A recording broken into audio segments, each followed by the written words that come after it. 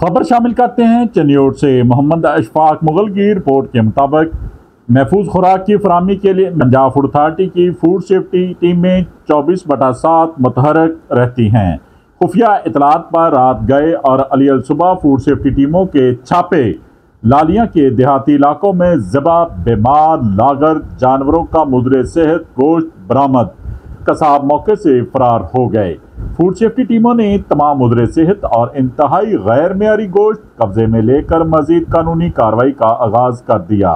580 kilogram मुद्रे सेहत बीमार जानवरों के गोश्त को तलब करवा दिया गया।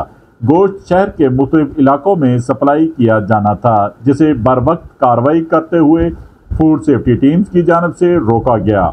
गैर कानूनी मिज़बा खानों और बीमार जानवरों का इंतहाई मुद्रे सेहत गोश्त फरोख्त करने वाले माफिया के खिलाफ जीरो टॉलरेंस पॉलिसी जारी है।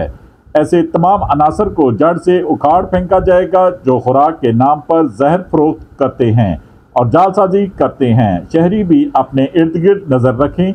जहाँ कहीं मुद्रे सेहत गोश्त फरोख्त हो रहा हो या गैर कानूनी मिज़बा खाने बीमार जानवर लागरों का गोश्त पड़ा हो तो इसकी फौरी इतला पंजाब फूड अथॉरिटी को दें।